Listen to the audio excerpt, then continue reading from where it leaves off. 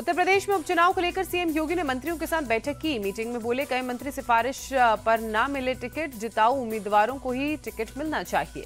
10 सीटों के उपचुनाव को लेकर सीएम योगी ने सभी प्रभारी मंत्रियों को दी हिदायत। अपने क्षेत्र में हफ्ते में 2 दिन करें रात्रि विश्राम, सबसे ज्यादा बूथ को मजबूत करने पर जोर।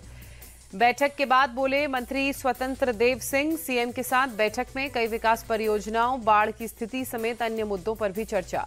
उपचुनाव के सवाल पर स्वतंत्र देव सिंह ने कहा, बैठक में 10 सीटों पर होने वाले उपचुनाव पर भी चर्चा हुई। सभी सीटों पर बीजेपी की जीत होगी।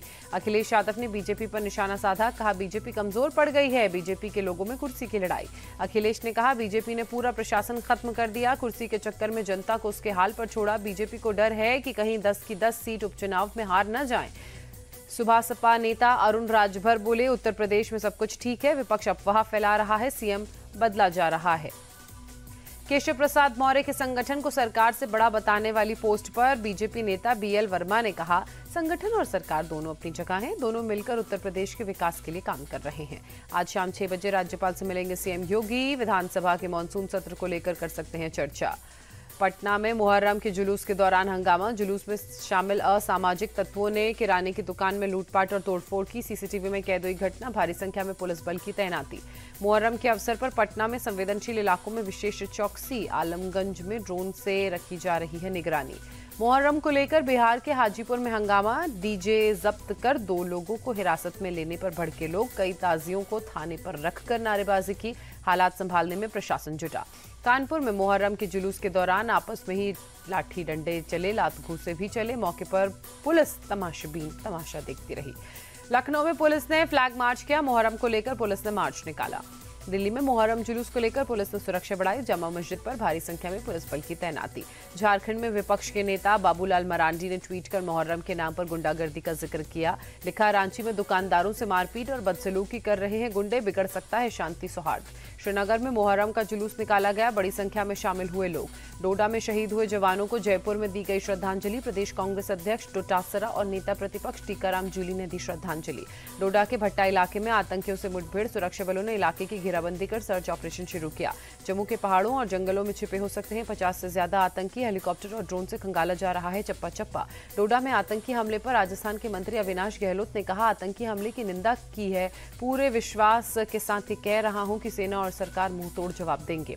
डोडा आतंकी हमले पर राजस्थान के नेता प्रतिपक्ष टीकाराम जूली ने कहा, हमले में कई जवानों की जान गई, हमले के खिलाफ ठोस कदम उठाने की जरूरत। अमेठी से कांग्रेस सांसद किशोरी लाल शर्मा का बयान, बोले जम्मू कश्मीर में आतंकी गतिविधियां कम नहीं हुई हैं, ये बीजेपी की असफलता है। जम्मू कश्मीर में हाल की आतंकी घटनाओं पर सीपीआई सांसद पी संतोष कुमार का बयान, कहा सरकार की कश्मीर नीति विफल, मोदी बड़े बड़े दावे करते हैं लेकिन कुछ हो नहीं रहा है। जुलाई के अंत में बीजेपी शासित राज्यों के मुख्यमंत्रियों की बैठक हो सकती है। पीएम मोदी, अमित शाह, जेपी नड्डा समेत कई नेता शामिल होंगे। महाराष्ट्र के पंढरपुर में सीएम शिंदे ने लाडला भाई योजना की घोषणा की। 12वीं पास करने वाले युवाओं को 6,000, डिप्लोमा करने वाले युवाओं को 8,000 और ग्रेजुएट युवाओं को 10,000 रुपए प्रति माह मिलेगा भत्ता।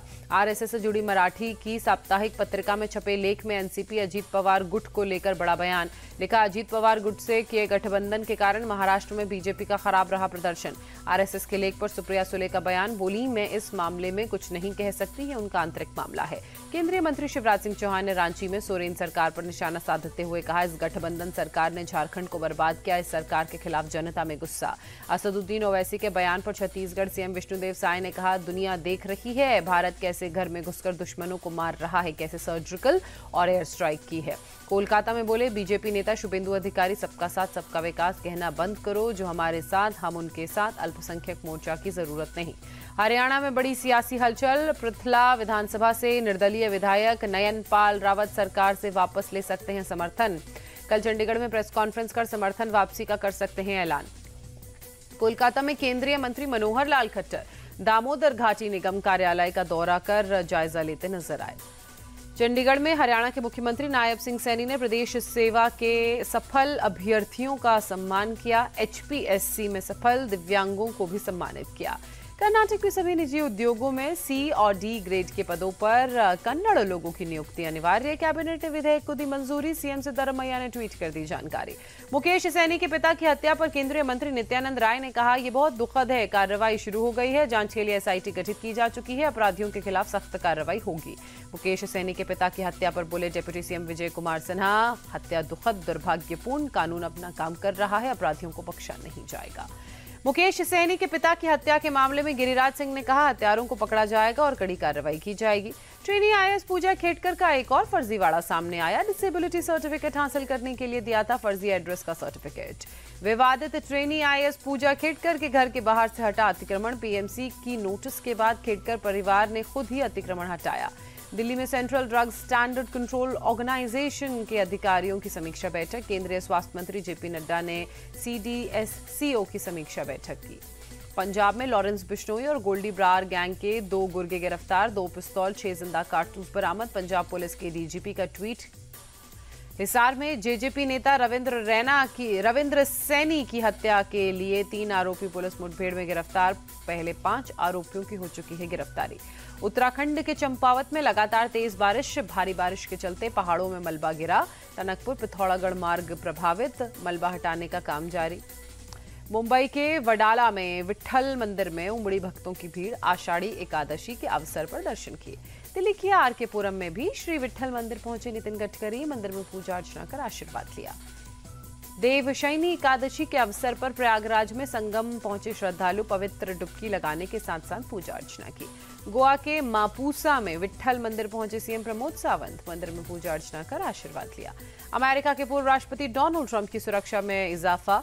ईरान से मिली धमकी के बाद सीक्रेट सर्विस ने बढ़ाई सुरक्षा। सीआरपीएफ की 2 K9 dog squad team Paris पहुंची। ओलंपिक के दौरान कई जगहों पर देंगी सुरक्षा। 26 जुलाई से 11 अगस्त तक चलेगा ओलंपिक।